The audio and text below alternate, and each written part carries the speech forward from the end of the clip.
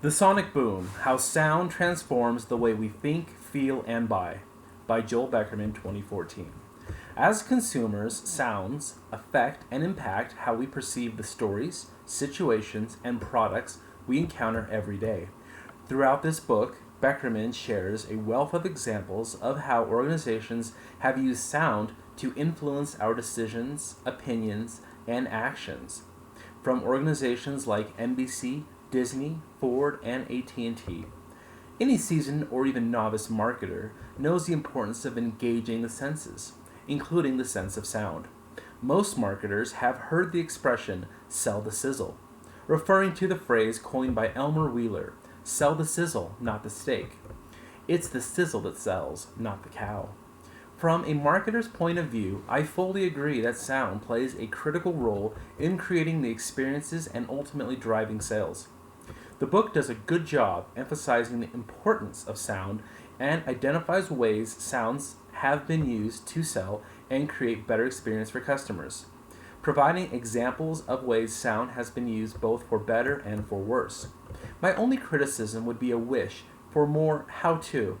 In addition to giving unique examples, I get it, sound is important and can be effective and almost necessary to selling, but I just wish the author had done a better job telling me what to do, how to do it, and when to do it.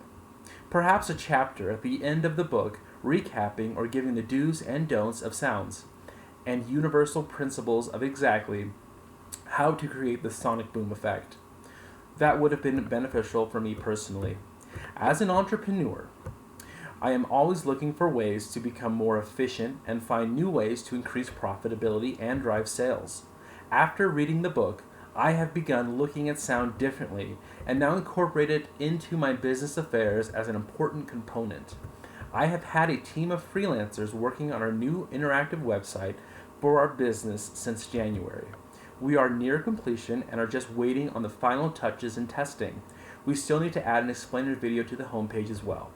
As a result of reading this book, I had a meeting last week with our website project manager to discuss how and where it would be appropriate to add sounds to the website in order to enhance the visitor's experience.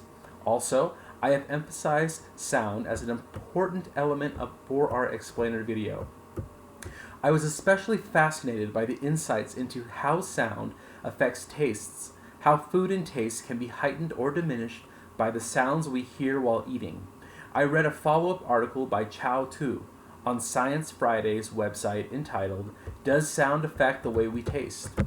It agreed with Beckerman's views and also added additional insight into how sound affects the way we taste, such as volume levels. For years, I have been trying to get my wife to enjoy the thrill and excitement of horror films, or even just scary movies. With much opposition, I was recently able to convince her to accompany me to watch the Robert Eggers film, The Witch. It was an amazing experiment. When the scary parts came, instead of using her hands to cover her eyes, she covered her ears. To both of our surprise, it was not nearly as terrifying as expected. This newly found trick has proven highly beneficial to our movie-going choices and will no doubt diminish the number of chick flicks I will have to endure. The book also made connections previously unknown to me, but that had always been there. Shortly after 9/11, I spent 2 years living in the heart of New York City, and the subway was my main source of transportation. When I read about the repeated ding ding before the actual doors closing as a warning, I instantly heard the ding ding in my head, and then heard the automated voice say, "Stand clear of the closing doors, please." I then envisioned young teenagers in Harlem running for the train and trying desperately to get a hand in between the metal doors before the conductor locked them and sped away. I never thought cognitively that the preemptive dings were there for a warning, but now looking back, it makes complete sense. This was a subliminal cue implanted in my brain, and that still holds true for me a decade later. It is these very cues that sound triggers and helps to create the experience that Beckerman emphasizes throughout his book. I would recommend this book to anyone business-minded or consumers alike. There is a lot of new information and concepts like earworms, sonic trash, and sonic landscape, that will intrigue and delight, an enjoyable read for anyone interested in or curious to learn more about the consumable world they live in. Thank you.